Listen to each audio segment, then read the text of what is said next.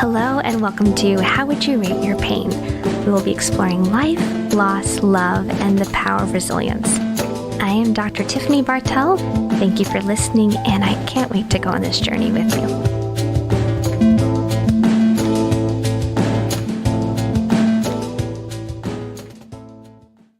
Hello and welcome to another episode of How Would You Rate Your Pain?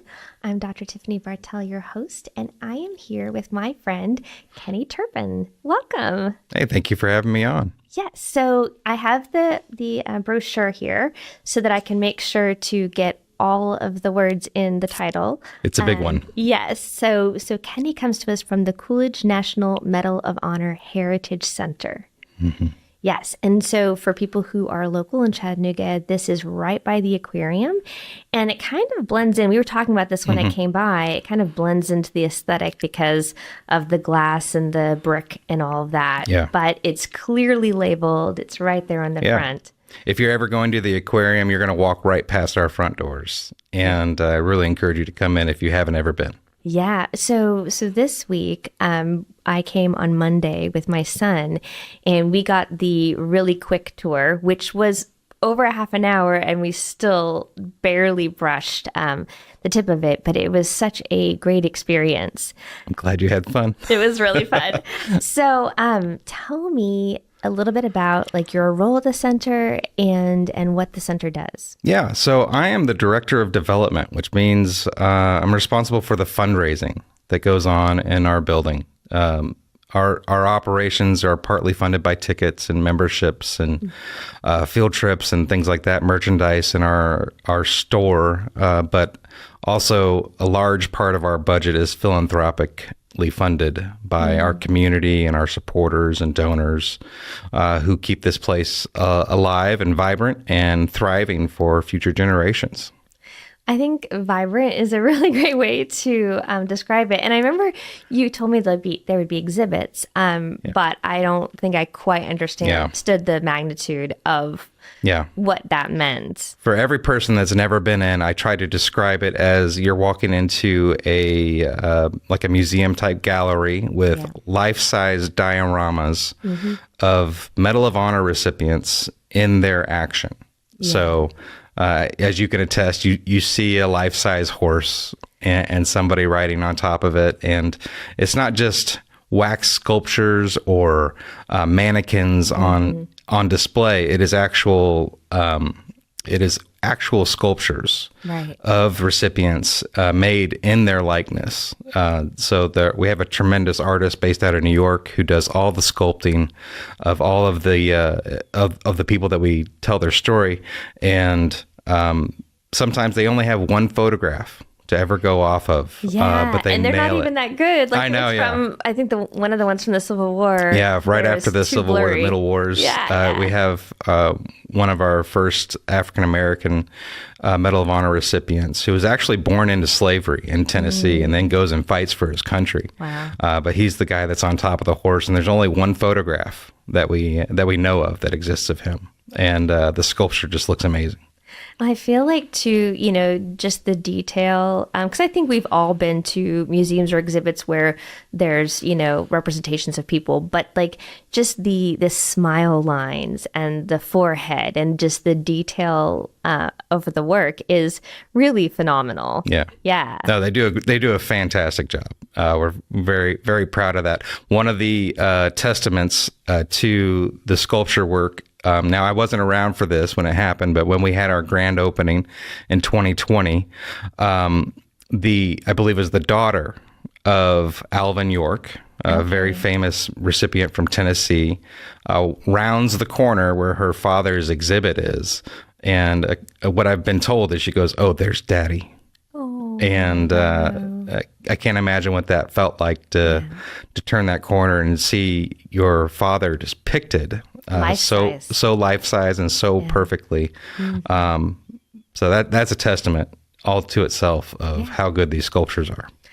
And we'll talk a little bit more about some of the stories, but like you have like a person hanging from a parachute. Yeah, we do. Yeah, from the ceiling, and I think you said the center was it 10,000 Yeah, around 10,000 square feet of exhibit space. Oh, okay. The whole facility is a little bit more because we have classroom space and we have store and we have a soon to be open coffee shop in the back of our museum store. Wow. So if you're ever down on the Aquarium Plaza, come get a coffee too. Yes, I love that. You have everything. Yeah, Everything. everything. And those of you who are watching the video of this, you can see there's merch. You have a coffee cup right here. We do. We have Yes. awesome coffee cups and cool shirts and all sorts of stuff. I love it. So tell us a little bit about the story of how the center came to be, Yeah. or maybe we start with how the Medal of Honor, the story of that, because that's really, what Yeah. this whole center's around. Well, they're kind of the same story. Okay. And it's kind of why we are in Chattanooga. A lot of people think, well, why Chattanooga for this? Yeah. America's highest award for military valor, which is what the Medal of Honor is. And this is the national Well, center for there it. are other museums. There's one that's soon to open in March in Arlington, Texas, and there's one in Charleston, South Carolina. There's actually many Medal of Honor content-related facilities around the country. We're all kind of operate independently. Okay. But the reason why we're here in Chattanooga, and part of the reason why we chose the name Heritage Center, which is kind of a unique name, is because the heritage of the Medal of Honor all starts in Chattanooga. Our little tagline is the birthplace of the Medal of Honor because it all started here. And it all started in 1862 with a group of men led by James Andrews that go on a raid with volunteer soldiers from the Union Army. And they cross probably right where our building is today, Yeah. Ross's Landing in Chattanooga. They take off their uniforms and essentially become spies on this raid mission to go steal a train from the Confederacy. Wow. And they get down to what is Marietta today, and they steal a train called the General, and they take it up the track with the intention of burning bridges and cutting telegraph wires and ripping up railroad lines and essentially cutting off the Confederacy from Chattanooga. And I didn't realize what a big deal this was actually until the day after I took you on a tour. Oh. One of our docents, we have amazing docents that come in and they tell amazing stories. One of them brought in a map of what the railroad lines looked like in our country in 1862. And I didn't realize that essentially if the, spoiler alert, they didn't complete their mission. They ended up getting caught. They made some good trouble. Let me finish the story, I guess. Yeah. So they get all the way to what is outside of Ringgold, just south of town before they literally run out of steam because it was wet and rainy. These are steam engines. They're having a hard time burning wood, and they scatter. Some of them are escape, some of them are captured, and some of them are taken and immediately held on trial and hung. Oh, wow. For treason to the Confederacy. Right, because they're in the South. Like, yeah. they're literally in the heart of the South. Yeah. You were a spy behind enemy lines, and they lost their lives. So it's out of that group that were killed and escaped, and some that were later exchanged as prisoners of war that become the first Medal of Honor recipients, our nation's highest award for valor. But when I was looking at that map from the docent that brought that in, essentially, if they had completed their mission, which was to get to Chattanooga and to cut off access for the rail lines, they would have taken basically the entire part of the country west of Chattanooga out of play for the Confederacy. Wow. And that has to do with where the lines actually were, and has to do with also the size, the gauge of the railroad line. So that's a super nerdy thing to know, but I just love those details of those stories of why Chattanooga. Well, it was a big hub of transportation. And basically a lot of the transport for the Confederacy to go anywhere west to Alabama, Mississippi, any of that was going to come through Chattanooga. So it was like a high risk, but it would have had a really good return. Yeah, it would have had a huge return. Yeah. So they were supposed to get to Chattanooga, and then some reinforcements were supposed to come from the east and the west and help them, but it just never materialized. So ultimately, their mission was a failure, but they took a great risk, and some of them, lost their lives for it. And that's the first. That's the very first Medal of Honor recipients. The first one going to young Jacob Parrott. Yes. Was his name, who is represented in the exhibit, and I love that. I think he's working on the railway. So we have a life-size railroad car, and we have James Andrews and Jacob Parrott depicted there, trying to tear up railroad ties and I love that and complete their mission. Yeah. So what's this? What happens with the Medal of Honor after that? Because it seems like the Civil War was just so involved. And I know when I was at the exhibit, there's a lot of medals given, in that war. So there's over 3,500 medals that have been awarded in our nation's history, the bulk of them coming in the Civil War era. At the time, it was our only medal for military valor. And after that, there is a time when they actually rescind a bunch of the medals because they were giving them to everybody that was a part of a unit. Okay. Maybe not everybody that was necessarily on the battlefield or even fighting or displaying valor. And so they do this a big purge, they call it, the Great Purge. And a cool little story. One of the people that was rescinded was the first and only female to ever receive the Medal of Honor, a Mary Walker, Dr. Mary Walker. Now, she was believed to be, I think, our first surgeon in our country's history from New York. Wow. A big time rebellious lady who was imprisoned many times for wearing pants. You can tell looking at her face, the sculpture captures her, her spirit well. Yeah, she had a lot of spunk. She receives the medal for I think a lot of bravery displayed, being on battlefields, being a surgeon with some really unique tactics to try to save limbs back when we were just lopping limbs off if somebody was shot. Yeah. She's ultimately captured and held in prison and then acts as a spy and funneling information to the Union. And ultimately she receives the Medal of Honor, but then they rescind it. And there is a bit of a legend that says that when she was asked to give her medal back, her response was to get in a coffin with her medal around her neck and hire a photographer who was then to take a picture of her, and that she sent this picture back to the U.S. government and said that they could have it over her cold, dead body. Now, this is the story I've heard told to me many times. I believe it. I hope that it's true. It lives forever in our minds. So they rescinded it in the records, but then she kept her medal. It is later reinstated. Later on, I think it believes it was in the 80s. It was reinstated. So she is still our first and only female Medal of Honor recipient so far. Yeah. I think that'll change now that we have women fighting on the battlefield. As long as there's wars, it probably will change. Yeah. She'll be have company soon. Yeah, we look forward to that. Yeah. So then as they're purging it, and kind of redistributing what giving medals looks like, what does that look like for the distinction of the Medal of Honor? Well, it simply just becomes our highest award for military valor. There's nothing higher. And so it is given to recipients who go above and beyond the call of duty. Yeah. And every citation that is written for these are stories that will just chill you to the bone, of the bravery and the valor that is displayed.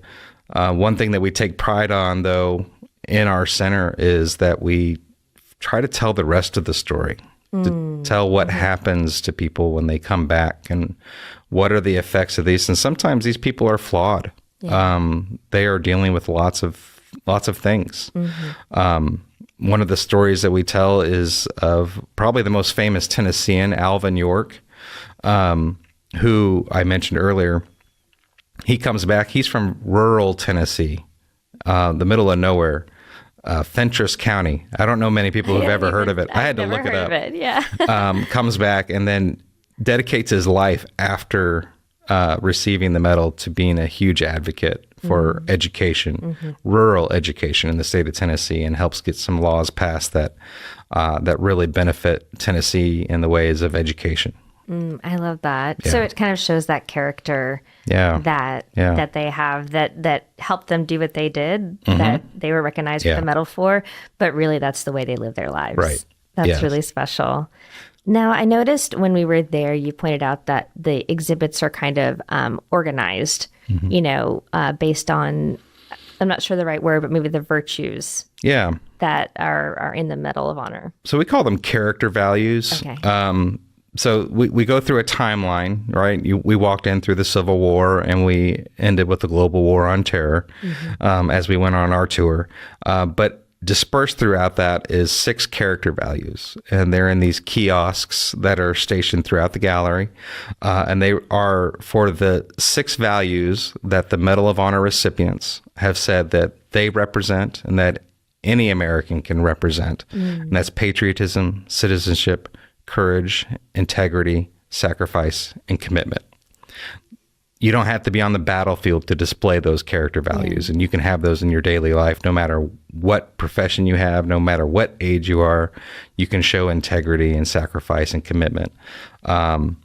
These things that make us great Americans, right? So each kiosk is dedicated to those character values, and in them you'll see video of Medal of Honor recipients. Even our last living World War II Medal of Honor recipient telling you what those values mean to him and why that is an important part of their story. So yeah, you'll have 6 different kiosks that tell these values, and it happens to be also a subtle nod to the values is that the stories that we tell and the people that we highlight around those values kind of display those values in their action and the way that they live their life. Yeah. So, there's the people that are around the commitment value that just show a tremendous amount of commitment to their men and to their cause and what they were doing at that time. I love that. Well, and I like the fact that it's not just a nice story, it's inspiring, and it kind of reminds us who we want to be. Yeah. And one thing you mentioned that I really loved, you have a lot of schools and children that come through, and just the way that you help them, like, okay, sit down. What does that look like for me in 4th grade? Yeah. Like, how do I show citizenship or commitment? Or that's my favorite part of our school trips, that we have different levels. If you go on our website, you'll see all different levels of field trips, from the 1-hour experience to like a whole day experience, which is in partnership with the Challenger Center on UTC's campus, where you can go there and we kind of split time between the Challenger Center and our space.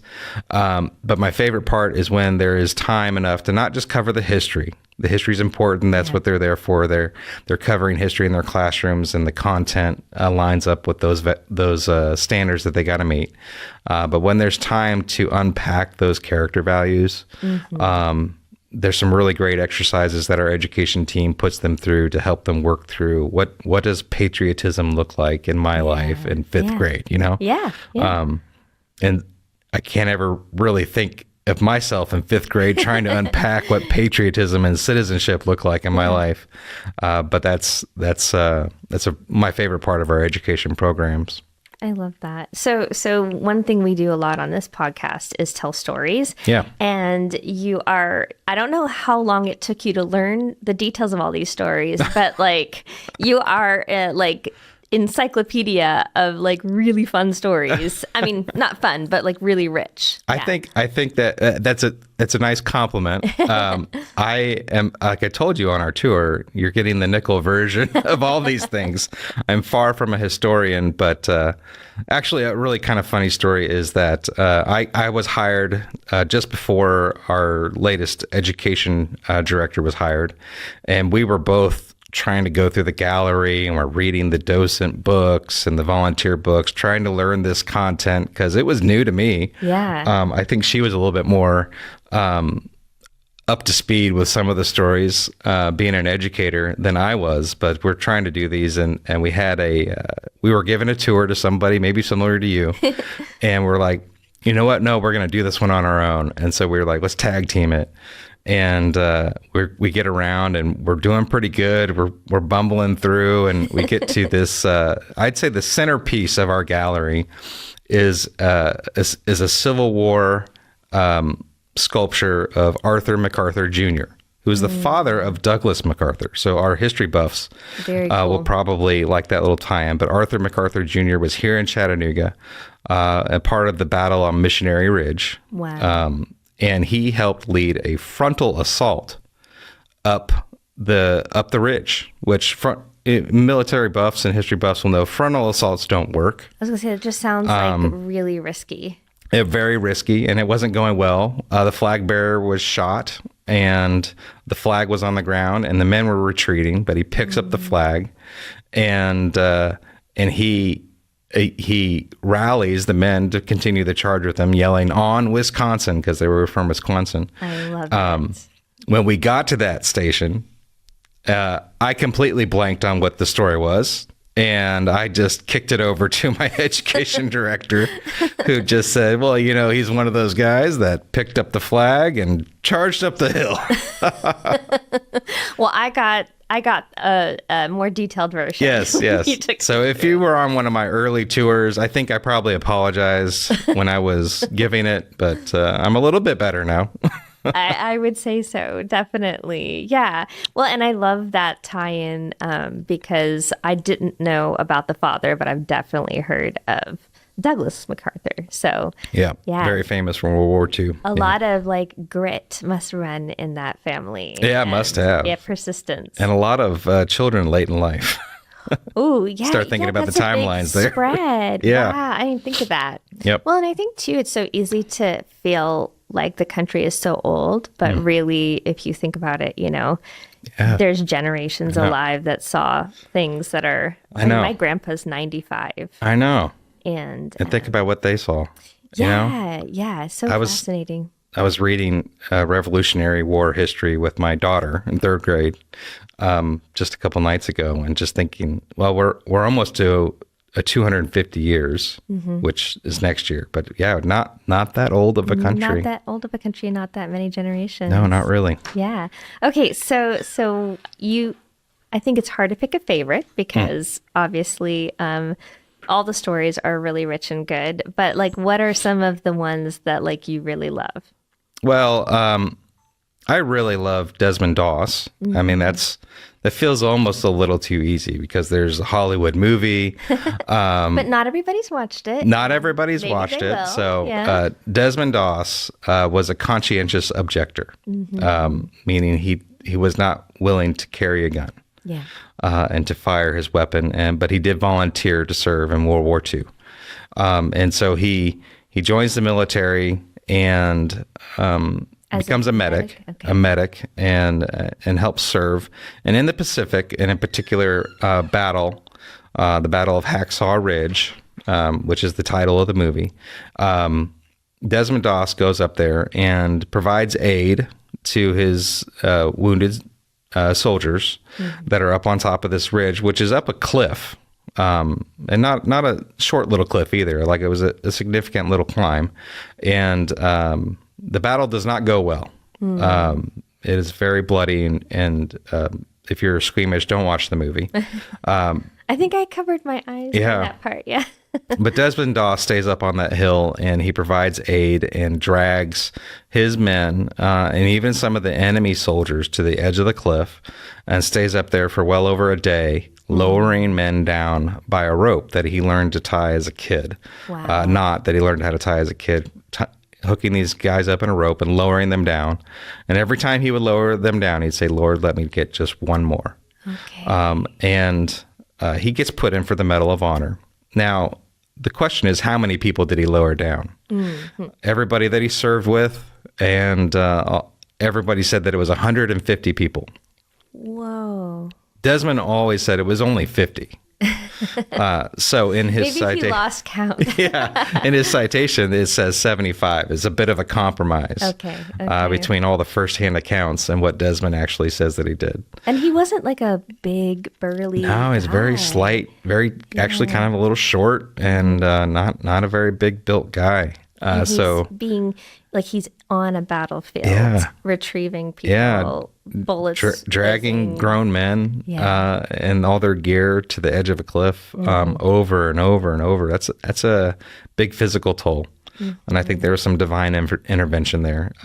Desmond lived a very spiritual life and dedicated to his faith. The neat little tidbit about Desmond is that he has a 3-letter word in his citation that no other Medal of Honor recipient has, and it's the word far. It says that he went far above and beyond the call of duty. Yeah. And I think that's definitely true. I love that. Way more than was ever been expected of him. That's amazing. Yeah, that's such a special story. And I've seen like interviews of him, as an older gentleman, and just very like, oh, anybody would have done that. Yeah, I know. It's not remarkable to him. And I think that gets back to those values, right? Of like, that's how you're living your life. Well, I think that characteristic of that I was just doing my job is something that I have seen in every single Medal of Honor recipient that I've ever met. A lot of them have expressed that they struggle with receiving this medal, this distinction, because the next guy in line would have done what they were doing. They just happened to be the guy that it was their turn to charge the line, and they get recognized for this action. And oftentimes there's death involved. This is the worst day of their lives. Yeah. In a lot of cases. Things did not go right if you're getting the Medal of Honor. Okay. Something has gone wrong. But a lot of them have expressed that, it was a struggle. And there's a video that we share around our gallery. I don't know that you got to see it, but it was a Medal of Honor recipient from Global War on Terror, Sal Junta. Actually came and was one of our speakers at an event that we had a couple years ago. And he talked about during his talk that we had at the event that he hadn't worn his Medal of Honor until he came to the Heritage Center.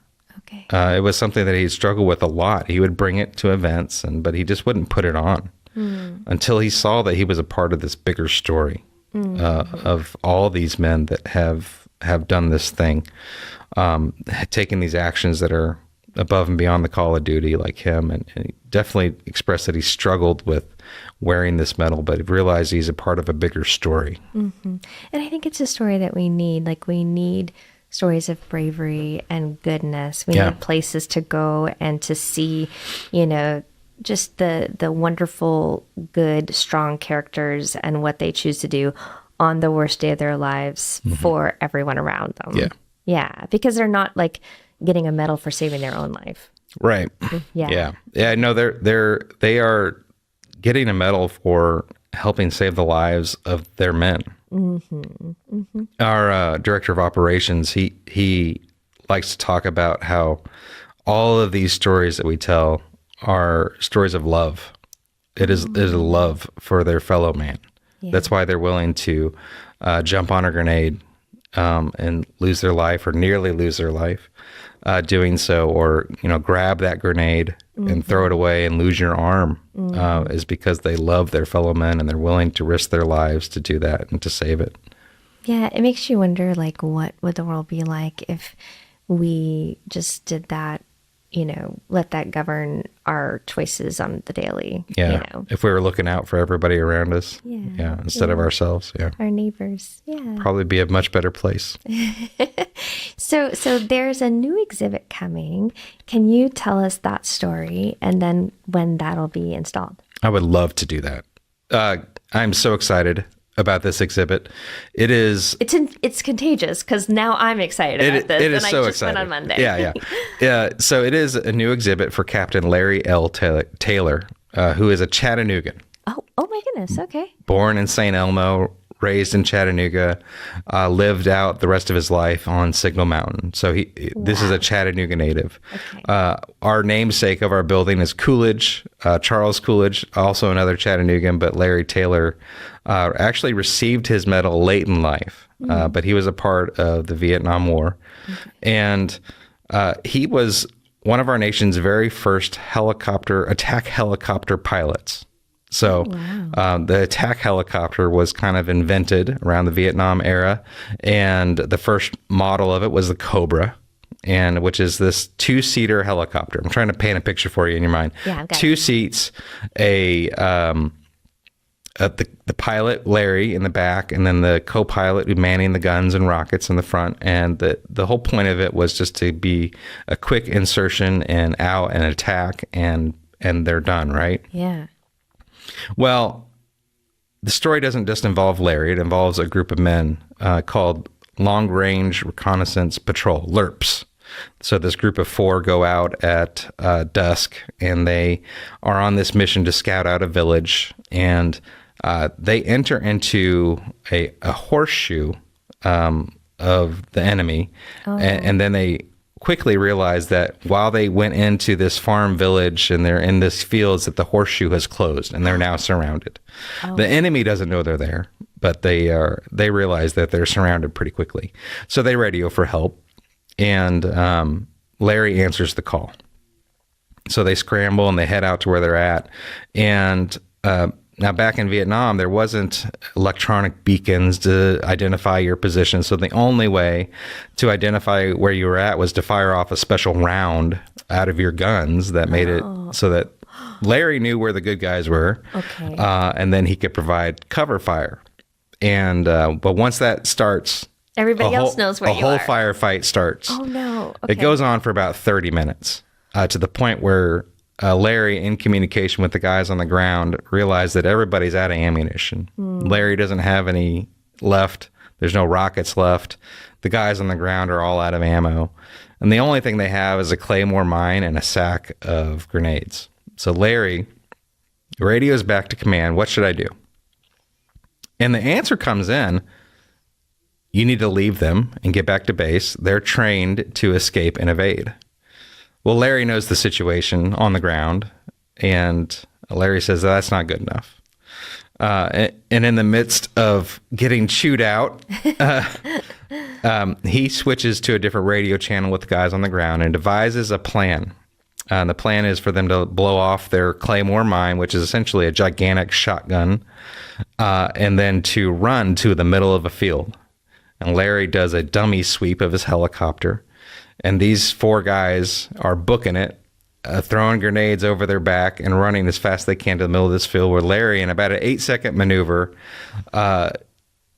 picks them up where they are literally hanging on to the outside of his attack helicopter. 2-seat helicopter. Yeah, so they're sitting on top of the rocket pod launchers, and they're hanging onto the skids, and he flies them out low and slow, and there's bullet holes all over the helicopter.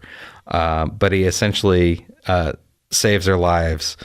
He radios back to command. I got him, and we're headed back, and he's getting chewed out some more. I'm sure it was very colorful. And he goes, what do you want me to do? Take him back? So maybe like a little bit of sassiness, or, that spirit Larry was he was a John Wayne character, man. He was the real McCoy. Okay. And so he drops them off at a fueling station. They hop off the helicopter and they just salute, job well done. Yeah. And they actually don't see each other for forever. Mm-hmm. Larry is close to getting court-martialed until a superior comes in and says, that's a Medal of Honor action. You need to give him the Medal of Honor. Well, his commander, who was supposed to do that, actually gets killed. Oh, no. And the Medal of Honor never gets put in for Larry. Oh, wow. And so some people associated with our organization, board members and advocates, and the survivors of the mission, they all kind of worked together over the years to put forth a nomination packet for Larry to get the Medal of Honor and have his, what was then a Silver Star, upgraded to the Medal of Honor, which is what it was originally intended to be. Yeah. So he received his medal in September of 2023. Oh, wow. Unfortunately, he had been battling cancer for a long time and actually passed away. Actually, the anniversary of his 1-year passing was just this week. So passed away in January of 2024. Wasn't a Medal of Honor recipient for very long, but man, I love that story. Loved that I knew Larry. Got to see him, and I actually still visit with his widow almost on a weekly basis and go spend time with her. And we talk about Larry. We're all very excited for this exhibit that's coming in on March 29. There'll be information on our website. Yeah. We are hanging an attack helicopter in our gallery. That is amazing. And Tiffany, you've been there, so you've seen. I notice. I love watching it when people come in for the first time and they get to the main part of the gallery and your eyes just go up. And up and up. And up. Yeah. There's so much to see There's up. so much. And, It's there's going to so be something cool new. That we're going to have a helicopter hanging. Larry's going to be in it. Look, I've seen it's actually just a bust of Larry because he's in it's a seated thing. So we don't need to see his whole body. But Larry looks just like himself. Okay. And these guys are going to be hanging onto the outside of the helicopter. That's amazing. In just the same position that they were when they were rescued. That is an incredible story. I know. We're so excited about it. I love that so much. And I'm so glad that he was rewarded and not punished for caring for his people. That's wonderful. So when you think about like the center and its place in, Chattanooga, but then also, in the country, what's your hopes for the impact that it has? Well, I think that I hope that when you leave after visiting that you're inspired just to be a better person. Mm-hmm. I think it's impossible to walk through that gallery and to read the stories of these Medal of Honor recipients and not be inspired to live a better life. Yeah. When you see people that have put their lives on the line and in some cases given all, you can't help but be inspired to make some changes maybe in your life in ways that you can be more committed to things. And, what can you sacrifice and how can you show integrity in your life? So these stories, they just leave you inspired. And I think it's a privilege that we get to be the birthplace of where this all happened. Yes. That's a big part of our story, right? We're the birthplace of the Medal of Honor. But, all these Medal of Honor stories, no matter where they're being told, are meant to inspire people. And they always do. So if you ever get the opportunity to come by the museum, please come by, visit us, come to one of our events. Usually at our events, there are Medal of Honor recipients that come into town and get to tell their stories. Yeah. In April, we have an event called Wine and War. It's for our members. So become a member, and then you can come to our Wine and War, it sounds as cool. It is as cool as it sounds. I was going to say, it's a great alliteration. It sounds like a wonderful bit of fun. It's been a whole series of the wars that we've been involved in as a country and their social impact. On our lives. Yeah. And so this will be our fourth, and we're doing the Civil War this time. So we've done Korea and World War I and Vietnam. Oh, wow. This next one in April is on the Civil War. And so every time we've done one of these, we have food from the region and we have great wine from the region. Okay. I missed the Korean one. I'm so sad. That was our first one, actually. It was great. We had great Korean barbecue, great Korean food. And we did not have Korean wine, but we had wine from a Korean family. Oh, I love that. Yeah, that immigrated to America, and they own and operate a winery. The provider of the food was also an immigrant who actually became a citizen the same week that we had the event. Oh, that's amazing. We had then the last living Korean War Medal of Honor recipient in attendance. And then he did not do a lot of speaking, but then we did have somebody who served in our military who was actually an orphan from Korea and served in our military and told his story about just the opportunities that he had because of Americans coming. Mm-hmm. And even though he grew up without a family, just the opportunities that he has in his life to become an American citizen and to have his own family and the things that he was able to accomplish was very inspiring. So these are just multi-layered, really intentional events. Yeah. I love that. Yeah, they're very intentional. Deep. Yeah. Some of them are a little more fundraising related, like golf tournaments and things like that. But Yeah, so for the general public, who are listening and planning their visit to come and wanting to see the new exhibit, you mentioned you can become a member. What are other ways that, we can practice, all those values and help this, center not only, keep doing its great work, but expand? Because I'm assuming that these really ornate, exhibits aren't cheap. Yeah. About 80% of our budget is actually philanthropically funded. Wow. Hence my role. Wow. Our community really supports this place and our mission, which is to preserve these stories for future generations and to educate the next generation of Americans about the values that the medal represents. And, so if you haven't been, my message would be to come. Yeah. Come be a tourist in your own town.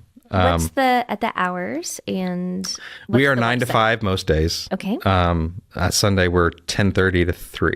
Okay. So, come and visit. And I think once you come and spend some time in our gallery, then you will be inspired to live a better life, and your cup will be full. So I think doing the one will accomplish the other of my hope for the impact the Heritage Center has, that it'll inspire people. And, a big part of what we do is these school trips, getting students inside our door to tell these stories.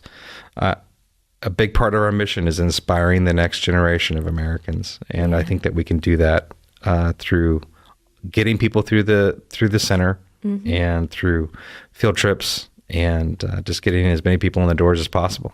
I love that. And I think especially like in today's day where, bad news sells and there's all that clickbait and everyone's on social media and, I think we do need inspiring stories. So if you're listening and you have littles or you haven't been there yourself as an adult or you're associated with a school or group, come on by. I'll say my son is 6 and he loves going through the center. Of course, now that's where Daddy works. But don't think that the content is such that even a 6-year-old can't enjoy it. These sculptures are so cool and lifelike, and we have an immersive theater that tells the story of Charles Coolidge. There's just some really cool things to see there. And, both my kids who are 8 and 6, they really enjoy coming and seeing and being a part of it. And we have really cool programs for kids all throughout the year. We have a literacy initiative where we have a puppeteer that comes in and tells stories to our littles. Focused on literacy. It kind of all centers around a book that we have, and we actually have a new book that's soon to come out in the next couple months too, that tells stories of these Medal of Honor recipients for little kids. And then at Halloween we do a thing called Troops and Treats, where we turn our gallery into a trick-or-treating station, and you can get candy from all over the world. So come through and get Korean candy. That's and amazing. That's so come through and get French candy and Vietnamese candy, and have a really cool experience there. So it's for all ages. I agree. I brought my 18-year-old, and we were leaving, and we were like, that was so cool. It was really fun. Yeah. So thank you so much for being here today, Kenny. And I'm excited to go back. And the website is mohhc.org. Yep. An acronym for Medal of Honor Heritage Center. Yes. And so you can check that out. The pictures that I took don't do it justice. So go to the website and look at it. And that's what we have for you today. Thank you so much for being with us and listening. Be gentle with yourselves, and I'll see you next time. Thanks for listening to How Would You Rate Your Paint? Please subscribe on your favorite listening platform so you never miss an episode. And if this show made you think of someone, please share it with them to help us grow. I'm your host, Dr. Tiffany Bartell. You can find me on Instagram at the_happy_therapist_. This show is not intended as medical advice and should not take the place of therapy or other mental health services. Please consult with your doctor or mental health provider about your own health. You deserve all the support. How Would You Rate Your Pain is co-produced by Wavelength Studios and Chattanooga Podcast Studios and is part of the Podnuga Network. Graphic design provided by Josh Wilhelm at JW Creates and music by Michael Crosa. I'm Dr. Tiffany Bartell. Thanks again for listening. We'll see you next time right here on How Would You Rate Your Pain?